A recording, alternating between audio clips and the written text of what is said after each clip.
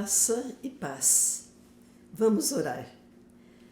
Este é um dia que o Senhor fez. Regozijemo-nos e sejamos felizes. Obrigado, Senhor, pelo dia, pelos dias, pela vida, pela saúde, pelo amor que o Senhor tem demonstrado por nós, Paizinho. Nós te louvamos e agradecemos e declaramos a nossa dependência. Nós precisamos do Senhor, Pai. Nós, as nossas famílias, o nosso país. Pedimos em nome de Jesus. Amém. Nós pedimos que vocês se lembrem de se inscrever para nos ajudar e depois dar no final o gostei ou não gostei. Muito bem. Estamos caminhando nos profetas menores. É a última parte dos livros do Antigo Testamento. Profetas maiores e profetas menores. Vamos lembrar os nomes? Oséias, Joel, Amós, Obadias, Jonas, Miqueias, Naum, Abacuque, Sofonias, Ageu, Zacarias e Malaquias. Os 12 profetas menores, cujos registros são menores, os livros são menores. Não que eles fossem de menor importância. E hoje nós estamos vendo o terceiro profeta menor, Amós. E é interessante que Amós vai viver no tempo de Jeroboão II. E nós estudamos Joel, que foi no finalzinho do reinado de Jeroboão II no Reino do Norte. Então, Amós, o nome dele quer dizer carrega um fardo, carrega um peso. Esse que era o nome de Amós. Ele é conhecido como pastor de ovelhas e cuidador de sicômoros ou figos. Mas os estudiosos mais atuais, eles dizem que ele era um empresário, ele não era um simples pastor. Ele tinha uma empresa e então criava ovelhas e também tinha seus pés de figos. Ele era de Tecoa, reino de Judá, e o ministério dele começou em 750 anos antes de Cristo. Tecoa era do reino do sul, mas ele é chamado para ser profeta para o reino do norte. E nós vamos lembrar o reino do norte e o reino do sul. O reino do norte, nesse tempo de Amós, o rei era Jeroboão II. Nação rica, próspera, ele expandiu o território, então grande também território, mas um clima horrível de desonestidade, de ganância, de opressão, suborno, exploração, falsa religião e desprezo total pela justiça. Esses eram os pecados que Amós denunciava. Ele denunciou esse tipo de vida que eles estavam tendo. Eles eram religiosos, mas só que era uma religião falsa. E isso dava toda a diferença de um clima de desonestidade, de violência. Vamos lembrar que depois de Jeroboão mataram 4 reis. Enquanto o Jeroboão era o rei do norte, no sul era Uzias, que nós já estudamos também. Foi um tempo de prosperidade. Vamos lembrar que só no final do reinado dele que ele ficou leproso, porque ele quis fazer o papel de sacerdote. Então ele morreu separado. Mas no tempo de Jeroboão II e Uzias, no sul, era o tempo de prosperidade e paz também. Os profetas desse tempo, Oséias, Isaías, Miqueias e Amós. Então, ao mesmo tempo, Deus chamando profetas para levar a mensagem que ele precisava passar para o povo. E tem um detalhe de Amós, foi a primeira mensagem escrita. E era a mensagem dedicada, o objetivo dessa mensagem era Israel. Muito bem. Então, pensando nos capítulos, tem 9 capítulos, nós vamos caminhando nesses capítulos. No capítulo 1, no primeiro capítulo, Deus condena as nações vizinhas de Israel. Então, primeiro, Amós está sendo chamado para os estrangeiros, para as nações vizinhas. Então, ele começa com a Síria, ele acha o pecado, qual era o pecado que Deus havia visto. Eles torturaram o povo de Gileade, precisa ler na Bíblia para ver o que aconteceu aí. E, então, está sendo condenado por causa disso. Em todas as condenações, em todos os castigos que Deus vai falando, sempre Amós termina com essa frase: eu, o Senhor, falei. Porque Amós é a boca de Deus. O profeta fala o que Deus manda. Então a Síria, primeira nação que Deus está dizendo que vai ser condenada, que vai ser castigada pelo pecado contra Gileade. Segundo anúncio era para a Filisteia, 5 cidades. Aí está Gaza. E por que eles estão sendo condenados? Porque eles faziam prisioneiros e vendiam como escravos a Edom. Então vão ser condenados também. Tiro e Sidom são cidades do mar Mediterrâneo. Eles tinham um acordo de amizade com o povo, mas quando fizeram esse povo prisioneiro, eles venderam também para Edom como escravos. O quarto povo que está sendo chamado a arrepender-se, porque Deus está dando oportunidade para eles também, é Edom. Edom, nós sabemos que são descendentes de Esaú, o irmão de Jacó, de Israel. Qual era o pecado de Edom? Era uma guerra e um ódio contra os israelitas. Não parava, não cessava esse ódio que ele tinha contra Jacó, contra Israel, para sempre. Amon, outro país também, Amós vai rodeando Israel e mostrando o pecado de cada povo. Amon, que é descendente de Ló, o sobrinho de Abraão, lá de Sodoma e Gomorra. Na guerra, eles rasgavam as barrigas das mulheres grávidas. Amon. Moabe, já agora no capítulo 2. Moabe, porque eles profanaram, queimaram, até virar cinza, o corpo do rei de Edom. Então, os pecados vão sendo trazidos à memória. E agora, Judá, que é da mesma linhagem de Israel, fazem parte do reino de Israel, porque estão sendo denunciados. Deus está chamando a atenção deles, porque rejeitaram a lei que foi dada a todos eles lá no Monte Sinai e desobedeceram os mandamentos. E, por consequência, adoraram os deuses falsos. Então, agora, Deus, toda vez que fala da nação, fala do castigo.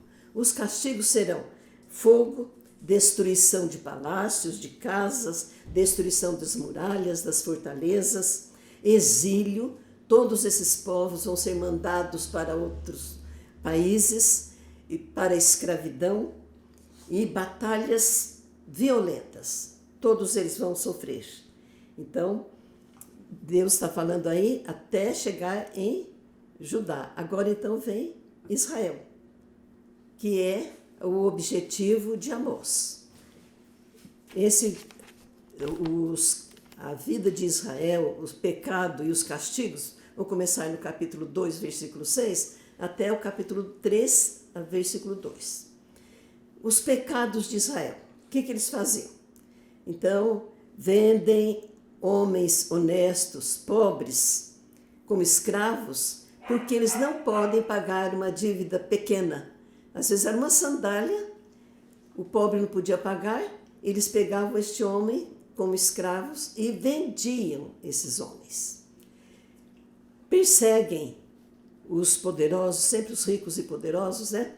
Perseguem e humilham os pobres. Injustiça com as pessoas simples. Os simples não têm advogado, não tem quem defenda. Os pais e filhos tinham relações com as prostitutas dos templos pagãos. Também pegavam roupas, cobertores, que lá em Levítico falava que não podia fazer isso. Se era uma roupa que o pobre precisava, mas eles pegavam para pagamento de dívida. Os que frequentavam os templos pagãos comiam dos sacrifícios oferecidos aos ídolos e compravam vinho com dinheiro de multa injusta e iam beber, oferecer também para os ídolos nos templos pagãos. Então, Deus fala, lembrem, fala para Amós, que eles se lembrem, eu tirei vocês do Egito. É Israel agora, o alvo. Eu tirei vocês do Egito. Eu destruí os amorreus que ocupavam a terra prometida, a Palestina, e Deus deu as cidades para Israel. E destruí os amorreus. E escolhi vocês para ser o meu povo, e eu ser o seu Deus, único Deus. Por isso, eu estou chamando a atenção de vocês. Vou castigar vocês. Eu escolhi alguns para profetas e uns para nazireus. E o que vocês fazem? Proíbem os profetas de levarem a minha mensagem e dão vinho para os narizeus. Vão ser castigados. Eu sou pai amoroso, mas eu vou castigar vocês. Castigo de sofrimento. E vocês não poderão escapar. Os fortes vão perder suas forças. Os que tiverem armas, não adianta. O castigo vem. Aí no capítulo 3, o profeta vai apresentar 10 perguntas retóricas. São perguntas que já tem a resposta, porque ele está dizendo, o profeta tem que falar o que Deus mandou. Então essas perguntas, a gente usa muito alguns versículos dessas perguntas. Um é, andarão dois juntos se não houver acordo entre eles? Então a resposta já está na pergunta. Andarão dois juntos se não houver acordo entre eles? Outra, por acaso Deus faz alguma coisa sem revelar aos seus amigos, os profetas? Então sempre Deus vai revelar. E Amós fala, o passarinho vai cair na armadilha se ela não for armada? O leão vai rugir se ele não pegou a presa? Então são perguntas, e eu estou aqui para fazer o que Deus está mandando, trazer para vocês o recado de arrependimento. Aí então ele fala sobre o castigo de Samaria. Samaria era a capital do Reino do Norte.